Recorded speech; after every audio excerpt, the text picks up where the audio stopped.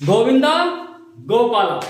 Hello my dear friends, आप लोगों का बहुत बहुत स्वागत है बालाजी इंडियन कोडर्स में। और आप लोगों का फिर से बहुत बहुत स्वागत है। आज से हम, जैसा कि आपको पहले पिछली क्लास में बताया था कि हमारा सी खत्म हो चुका है, आज से हम नया टॉपिक शुरू करेंगे और नए लैंग्वेज के साथ सी प्लस प्लस। हमारा जो है आज से क्या है, स्टार्ट हो रहा है सी प्लस प्लस। क्या है सी प्लस प्लस, है क्या? तो सी प्लस प्लस क्या है कि सी का एडवांस वर्जन है, पहली चीज तो। प्लस इसका और क्या है कि ये जो है तो सी प्लस प्लस जो है तो 1980 में डेवलप हुआ है, बनाया गया है। ये ऑब्जेक्ट ओरिएंटेड प्रोग्रामिंग है। ये हाई लेवल का, हाई लेवल लैंग्वेज का बहुत अच्छा इसका स्टार्टिंग पॉइंट है। ये हाई लेवल लैंग्वेज का कि जहाँ से ऑब्जेक्ट ओरिएंटेड प्रोग्रामिंग का हम स्टार्ट करते हैं, सोचना और बनाना। ये प्योर ऑब्जेक्ट ओरिएंटेड नहीं है, इसको हम सिंपल भी कर सकते हैं, विथ ऑब्जेक्ट भी कर सकते हैं। तो हम अभी बता रहे हैं आपको कि सी और सी प्लस प्लस में क्या डिफरेंस है। तो सी का एडवांस वर्जन है ये। प्लस ये किसने बनाया था? स्टॉनस्टॉक ने 1980s में AT&T बेल लेबोरेटरीज में बनाया था इन्होंने। और उसमें जो है तो इन्होंने ऑब्जेक्ट ओरिएंटेड प्रोग्रामिंग का कंसेप्ट रखा है। तो क्योंकि ये सी का एडवांस वर्जन है तो ये सी की तरह ही काम करता है। सी की तरह ही ये काम करता है। सी की तरह से जैसे हम ऑपरेटर या सारी कुछ हम करते थे, वैसा ही ये भी काम करता है। तो हम आपको दिखाएंगे कैसे ये काम कर रहा होता है। तो बेल लेबोरेटरीज में 1980s में, AT&T बेल लेबोरेटरीज 1980s में बना है, 1980s में इसका जो हिस्ट्री है। लेकिन जो इसका पहले नाम क्या था? पहले इसका नाम था सी विथ क्लासेस। इसका नाम 1980s में क्या था? सी विथ क्लासेस इसका नाम था 1980s में। सी प्लस प्लस उस टाइम पे नहीं था। लेकिन जब 1983 आया और इसमें और प्रोग्रेस करके बनाया गया, क्योंकि जो प्लस प्लस ऑपरेटर है ये इंक्रीमेंटल ऑपरेटर है। इंक्रीमेंटल ऑपरेटर है, आपको मैंने सी क्लास में बताया था। सी ये प्लस प्लस ऑपरेटर जो है तो इंक्रीमेंटल है। तो चूंकि ये इंक्रीमेंटल है और सी का ये इंक्रीमेंटल है, इसलिए इसका नाम पड़ गया सी प्लस प्लस। मतलब सी का इंक्रीमेंटल वर्जन, इंक्रीज वर्जन है, जिसमें विद क्लासेस हैं, क्लासेस के साथ काम करता है ये। तो ये आपको ये समझ में आ गया होगा कि सी प्लस प्लस है क्या चीज। सी विद क्लासेस 1980 में इसका नाम आया और 1983 में सी प्लस प्लस नाम बनाया गया। प्लस प्लस क्यों? क्योंकि ये इंक्रीमेंटल ऑपरेटर का यूज करके, इंक्रीमेंटल है मतलब सी का ये इंक्रीमेंटल वर्जन है, बढ़ा हुआ वर्जन है। तो ये आपको ये समझ में आ गया कि सी प्लस प्लस का मतलब क्या है, ठीक है ना। अब इसमें आप देखिए यहां पे, जैसा कि हमने सी और सी में सब कुछ पढ़ा है, हमने सारी चीजें पढ़ी हैं, सेम टू सेम यूज होती हैं कंसेप्ट है। थोड़े बहुत सिंटेक्स का या कीवर्ड्स के चेंजेस हैं, अदरवाइज सारे के सारे सेम हैं। जैसे कि आपने पढ़ा है वेरिएबल्स पढ़ा है, वेरिएबल्स पढ़ा, सेम है सी में भी और सी प्लस प्लस में भी। ये आप इस तरीके से सी लिख दीजिए, तो सी में भी सी प्लस प्लस ऐसे कर लीजिए, देखिए सेम है। तो ये हो गया आपका सी प्लस प्लस और ये हो गया सी। तो ये वेरिएबल जिस तरीके से यूज होता है सी प्लस सी में, उसी तरीके से यूज होता है सी प्लस प्लस में। आपके जो हो गए कॉन्स्टेंट्स ऑलमोस्ट सेम है, इसी तरीके से, ठीक है। सी में भी है, सी प्लस प्लस में भी है। डेटा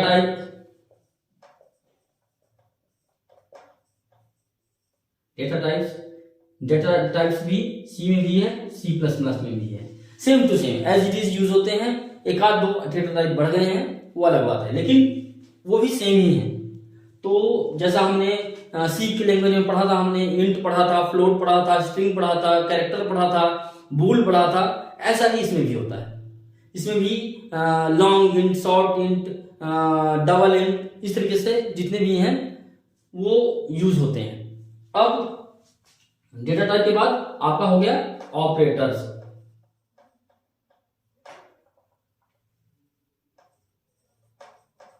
ऑपरेटर्स इसमें भी सेम होता है, दोनों में सेम होता है। सी में भी होता है, C++ में भी होता है, सेम होता है। ऑलमोस्ट 99% सेम यूज करते हैं। ठीक, तो आप ये कहिए कि आपका C और C++ का सेम है। आपको इनको इन चीजों को मैं बता रहा हूं क्यों, क्योंकि मेरे को इनको नहीं पढ़ाना है। मैंने C में पढ़ा दिया है, पहले से ही बता दिया है। तो आपको इन चीजों को पढ़ने के लिए C लैंग्वेज की जो क्लासेस हैं उसमें, इसमें मैं डिस्क्रिप्शन में इसके लिंक डाल दूंगा, तो आप इनमें देखिएगा। ठीक है, अब फिफ्थ है आपका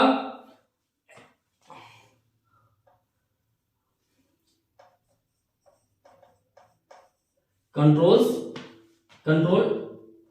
designing and designing. Controls and designing का मतलब क्या है? यहाँ पे आप यूज करते हैं कंट्रोल्स हम क्या क्या कहता है?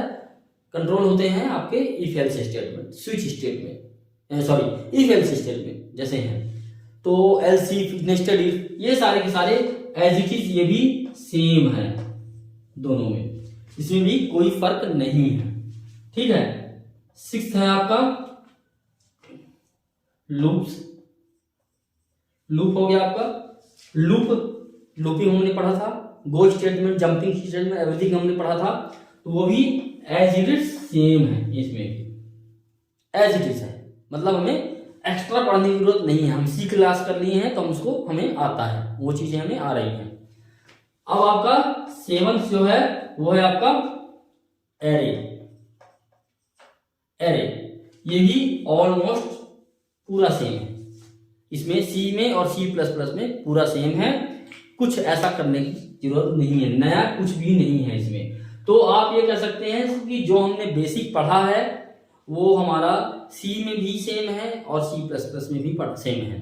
और इवन आपको मैं ये कह दूं कि जितने भी आपके हाई लेवल लैंग्वेजेस हैं ऑलमोस्ट 90% सेम है ये सब चीजें। ये आपका बेसिक है, जैसे मैंने आपको बताया था ना कि ABCD हम पढ़ते हैं, फिर उसका हम आगे चल करके हमें लाइफ टाइम तक यूज करना होता है, बस उन्हीं का कॉम्बिनेशन करके हमें वर्ड बनाना होता है। फिर वर्डों से हम सेंटेंस बनाते हैं, फिर सेंटेंस से हम जो है तो मीनिंगफुल ऑब्जेक्ट तैयार करते हैं। हम जो भी हमारा पैराग्राफ होता है मीनिंगफुल पैराग्राफ तैयार करते हैं, फिर उसमें पेजेस बनाते हैं, फिर उसमें बुक बनाते हैं। पर है वो क्या? ABCD ही है। वैसे ही हमारा C जो है तो एक ABCD है जिसमें हम लैंग्वेज की ABCD सीखते हैं। तो वो ये सारी चीजें जो हैं तो ABCD हैं। इसलिए मैंने इनको बड़े जोर से पढ़ाया था, उसमें जोर देके पढ़ाया था कि मतलब आपको ये अच्छी तरीके से समझ में आ जाए। हमें यूज करना है लाइफ टाइम तक। तो अब हम क्या करते हैं, ये हमारा इसके अलावा भी कुछ और हैं, वो आगे मैं आपको बताऊंगा। जैसे फाइल मैनेजमेंट सिस्टम है, उन चीजों को भी सेम ही है, बस थोड़ा सा सिंटेक्स डिफरेंस है। तो अभी आपका जो है तो हम ये कह सकते हैं कि C में और C++ में थोड़े बहुत सिंटेक्स के डिफरेंस हैं। जैसे कि हम यहाँ पे C++ में पढ़ रहे हैं, तो जैसा कि हमने क्या किया है हम क्या करते हैं, प्रोग्राम बनाते हैं। तो हम C में क्या करते हैं और C++ में क्या करते हैं, मैं आपको दिखाता हूं, थोड़ा सा डिफरेंस दिखाता हूं। तो इस C में जो है तो हम पहला स्टेप क्या करते हैं, हैज इंक्लूड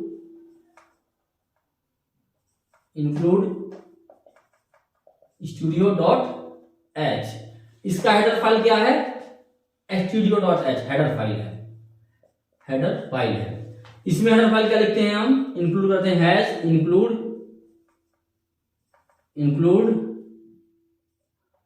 io stream.h। आयो स्ट्रीम डॉट एच, ये भी हेडर फाइल है, ये दोनों हेडर फाइल है, हेडर फाइल है, ठीक है ना। तो क्या है, हेडर फाइल डिफरेंट हो गया है। आयो stream that means standard input output, ये स्टैंडर्ड इनपुट और आउटपुट के लिए होता है, आउटपुट के लिए। आईओ और आईओ ये कॉमन हो गया, ठीक है ना, इनपुट आउटपुट स्ट्रीम फाइल। ये हम इसमें क्या है, कुछ थोड़ी सी और एक्स्ट्रा डाल करके, क्योंकि हमारा C++ है इसलिए हम इसमें और एक्स्ट्रा डाल करके इनपुट आउटपुट स्ट्रीम फाइल बना दिया। Input output stream, I means input और O means output stream file. तो इसका हेडर फाइल और इसका हेडर फाइल थोड़ा डिफरेंट है, बट सिंटेक्स सेम है। इंक्लूड इसमें भी है, इसमें भी है। जैसे हम हेडर फाइल बनाते हैं नया अपने C++ में, सी में, कि हम नया बना लें अपना हेडर फाइल खुद का कस्टम करके और ऐड कर दें, ऐसे इसमें भी होता है कोड के साथ। इसमें कोड के साथ लिखेंगे, ऐसे कोड के साथ, इसमें भी कोड के साथ लिखते हैं, सेम टू सेम। तो ये स्टेप हमारा सेम हो गया, बस फाइल चेंज हो गई। हेडर फाइल, जो हेडर फाइल है वो चेंज हो गई है और कुछ नहीं। फिर हम लिखते हैं मेन लिखते हैं और इसमें भी मेन लिखेंगे, मेन फंक्शन इसमें भी होगा, ठीक है, दोनों में मेन फंक्शन होंगे। अब इनसे इनपुट के लिए लिखते हैं, आउटपुट के लिए लिखते हैं प्रिंटर, और इसमें हम लिखते हैं जो वेरिएबल होता है उसका, अगर हमें वेरिएबल का आउटपुट दिखाना है तो उसका अकॉर्डिंग लिखें। अगर मैसेज तो हम लिखते हैं हेलो आई एम सी, ये मैंने मैसेज दिया हेलो आई एम सी। अब हमने इसमें लिखना है, अगर प्रिंट आउटपुट दिखाना है तो हम लिखेंगे COUT, ये है COOUT, सी आउट, ठीक है ना, सी आउट मतलब C++ का आउटपुट निकाल रहे हैं हम। तो ये क्या लिखेंगे, कैसे लिखते हैं, सी आउट के लिए हम देते हैं ये वाले ऑपरेटर, ये greater than, double greater than लिखेंगे हम इसमें, ठीक है ना। और इसमें हम लिख देंगे क्या, हेलो आई एम C++, बस ये इसका सिंटेक्स है। इसमें ब्रैकेट वगैरह कुछ नहीं है, वैसे ही इसमें ब्रैकेट है, इसमें ब्रैकेट नहीं है, बस। और कुछ कोई खास फर्क नहीं है, ये सिंटेक्स का थोड़ा थोड़ा अंतर है। इसमें जैसे हम लिखते हैं इनपुट के लिए, ये आउटपुट के लिए हो गया, आउटपुट के लिए। अब इनपुट के लिए तो इनपुट में क्या लिखेंगे हम, जैसे स्कैनअप, और यहां पे लिखते हैं %d, मान लो वेरिएबल हमारा इंटीजर टाइप का है तो %d और m%, मान लो वेरिएबल हमारा नम है, नम, ये लिख दिए। अब इसमें क्या लिखेंगे, इसमें कैसे लिखेंगे, इन, और देखो आउटपुट मीन्स बाहर जा रहा है तो ये दिखा रहा है बाहर के लिए सिंबल, और इनपुट मीन्स अंदर आ रहा है तो अंदर की तरह दिखा रहा है, ऐसे कर रहा है, ठीक है। तो ये सी इन है, और सी इन में हम लिखेंगे सिंपली क्या लिखेंगे, नाम। इसमें हमें ये एड्रेस ऑपरेटर देने की जरूरत नहीं है, ना ही ये % का कोई मैपिंग है, ये हाई लेवल पे पहुंच जाता है थोड़ा सा। तो ये यहाँ पे हम लिख देंगे नम, ये अपने आप ही एडजस्ट कर लेगा कि ये किस टाइप का वेरिएबल है। ये कंपाइलर अपने आप ही सर्च करेगा कि किस टाइप का वेरिएबल है। अगर हमने इंटीजर की जगह पर हम फ्लोट दिए हुए हैं और सी इन करते हैं तो अपने आप समझ लेगा फ्लोट टाइप का है। अगर हमने स्ट्रिंग दिया हुआ है तो अपने आप समझ लेगा, इंटीजर दिया है तो इंटीजर समझ लेगा, हमें बताने की जरूरत नहीं है। यहाँ पे हमें बताना पड़ता था, %d लिखना पड़ता था कि हम किस टाइप का दिए हैं। तो इस तरीके से ये आपका क्या हो गया, इनपुट का हो गया। अगर आप वेरिएबल वाला आउटपुट करना चाहते हैं, वेरिएबल का आउटपुट, तो आप कैसे लिखेंगे, प्रिंटफ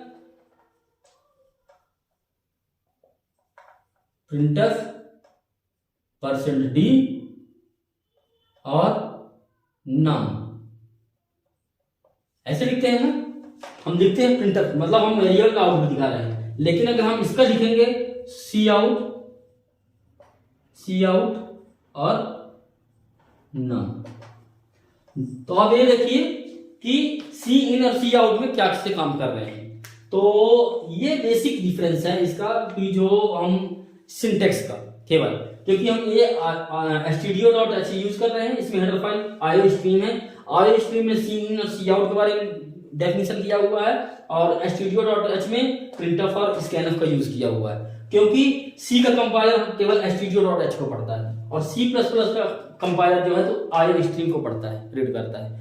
वो आईओ स्ट्रीम जो फाइल बनी हुई है उसी के अकॉर्डिंग बनी हुई है। तो गाइस यहाँ पे जो है तो एक मैंने आपको प्रोग्राम में डिफरेंस करके दिखा दिया है कि कैसे कैसे काम होता है इसमें और कैसे हम इसमें काम कर सकते हैं, ठीक है ना।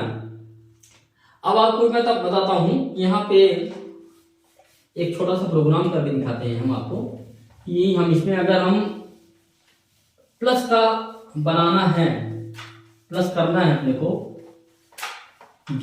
2 डिजिट का, तो हम कैसे लिखेंगे। सिंपल एक प्रोग्राम बना रहा हूं और मैं इसका प्रैक्टिकल भी करके दिखा दूंगा बस। इसके बाद हमारा जो बेसिक हमने बताया है अभी तक, हमने जो किया है बेसिक दिखाया 7 चीजों को, उनको हम नहीं पढ़ेंगे, हम उसके आगे का पढ़ेंगे, हम ऑब्जेक्ट ओरिएंटेड स्टार्ट करेंगे। तो अभी हम आपको क्या करते हैं, एक प्रोग्राम बना के दिखाते हैं। तो प्रोग्राम है program for add two numbers, ठीक है। अब इसमें जो है इसमें हम बंद कर दिए, कमेंट लाइन डाल दिया हमने। अब यहां पे हमने लिखा इंक्लूड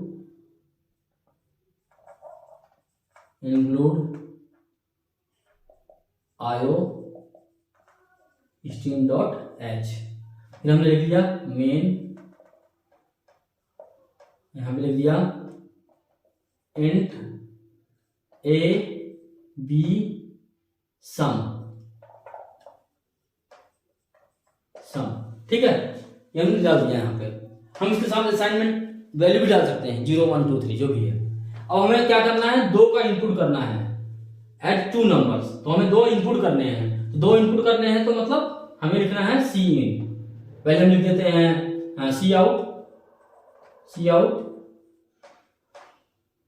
इनपुट नंबर 1, ठीक है। फिर लिख दिया हमने सी इन, डाल दिया ए, फिर लिख दिया हमने सी आउट इनपुट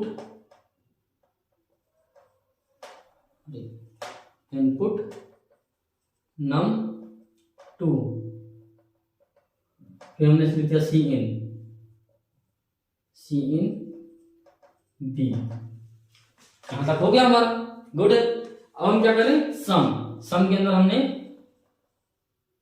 अंदर हमने क्या किया, a प्लस बी कर दिया।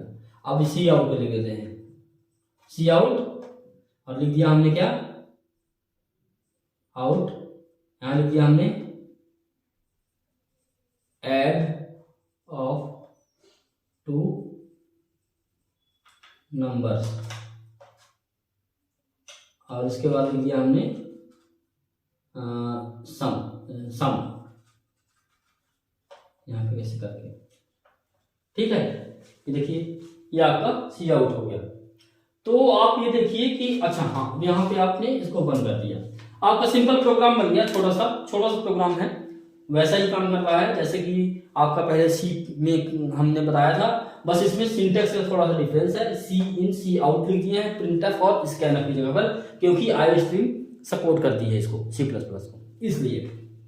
और आईओ स्ट्रीम में डेफिनेशन सी इन और सी आउट के लिए लिखा हुआ है, इसलिए हमें सी इन सी आउट यूज करना होगा। अब इसमें जो है तो आपका आउटपुट आ जाएगा add of 2 numbers equals to, जो भी 10 + 20 30 आ जाएगा, यहाँ पे आउटपुट आ जाएगा। तो आपका ये सिंपल एक प्रोग्राम है। इस प्रोग्राम को मैं सिंपली उसमें एक लैपटॉप में ही इतने प्रैक्टिकल में दिखा दूंगा करके कि ये कैसे प्रोग्राम चल रहा होता है। और इसका हम एक चीज और देख लेते हैं कि इसमें जो है तो फ्लो चार्ट भी वैसे ही बनता है जैसे सी में बनाते थे हम। टर्मिनल लगा दिया हमने, फ्लो लाइन लगा दिया, इसमें दे दिया हमने इनपुट ए बी, ठीक है ना, ए और बी दे दिया हमने, ठीक है ना। फिर इसके बाद हमने दे दिया क्या, process sum equal to A plus B, फिर हमने दे दिया क्या, आउटपुट सम, फिर हमने क्या दे दिया, स्टॉप।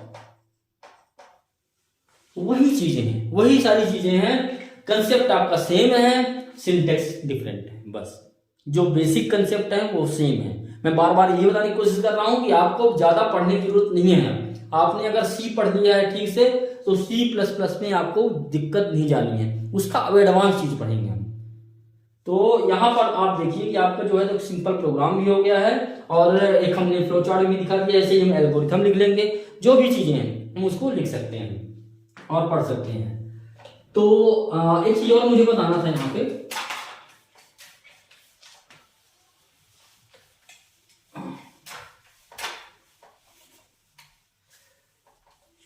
एक चीज और यहाँ पे हम बता देते हैं कि जैसा मैं बार बार बोल रहा हूं कि ये C plus plus object oriented programming है। तो हमारा सी कौन सा है, अगर ये ऑब्जेक्ट ओरिएंटेड प्रोग्रामिंग है तो सी कौन सी लैंग्वेज है, तो किस तरह का प्रोग्राम है, तो वो है प्रोसीजर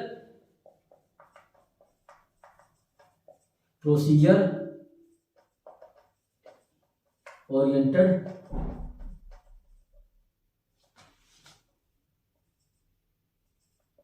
प्रोग्रामिंग, और जो सी प्लस प्लस है वो ऑब्जेक्ट ओरिएंटेड प्रोग्रामिंग है।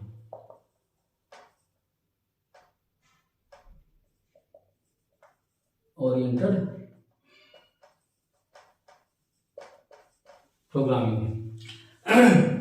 मैं इसको डीप में पढ़ाऊंगा, आपको परेशान होने की जरूरत नहीं है।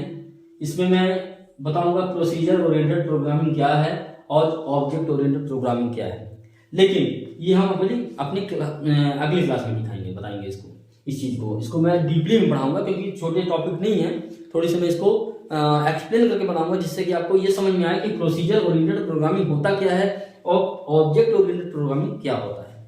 तो गाइस मुझे जहां तक लग रहा है कि आपको ये चीज समझ में आ चुकी है या नहीं आई है तो मुझे इसके कमेंट में बताइएगा। मैं अपने सी लैंग्वेज के जो भी क्लासेस इससे रिलेटेड हैं उनके लिंक्स इसमें डाल दूंगा मैं अपने इस वीडियो के डिस्क्रिप्शन में, और आप उसमें से देख लीजिएगा। अगर जो चीज़ नहीं बनेगी तो उसको देख करके समझने की कोशिश कीजिएगा। अगर नहीं समझ में आती है तो मुझे मैसेज कीजिएगा, मुझे कमेंट में बताइएगा, मैं उसमें आपको आंसर करके दूंगा। और अब हमारा जैसे कि हम सी प्लस प्लस पढ़ रहे हैं तो हम एडवांस रूप में जा रहे हैं और धीरे धीरे हम एडवांस ही जाएंगे। तो हम सी प्लस प्लस में ज़्यादा नहीं पढ़ेंगे डीप में, और भी बहुत डीप नहीं जाएंगे हम सी प्लस प्लस में। हम केवल थोड़ा सा आपको शॉर्टकट में ऑब्जेक्ट ओरिएंटेड के बारे में समझा करके, कंस्ट्रक्टर डिस्ट्रक्टर ये सब चीज़ बढ़ा करके और आगे बढ़ेंगे। हम सी शार्प में चले जाएंगे जो कि इस टाइम पे ज़्यादा यूज़ हो रही है। सी शार्प है, जावा है, इन चीज़ों में ज़्यादा यूज़ हो रहा है, तो आपको मैं उन चीज़ों को के लिए बताऊंगा। तो गाइस आपको नेक्स्ट क्लास में पढ़ाऊंगा प्रोसीजर ओरिएंटेड प्रोग्रामिंग और ऑब्जेक्ट ओरिएंटेड प्रोग्रामिंग है क्या चीज। तब तक के लिए थैंक यू, बाय बाय, आप लोगों का दिन अच्छा हो और नेक्स्ट क्लास में मिलते हैं प्रोसीजर ओरिएंटेड प्रोग्रामिंग के साथ। तो गाइस बाय बाय।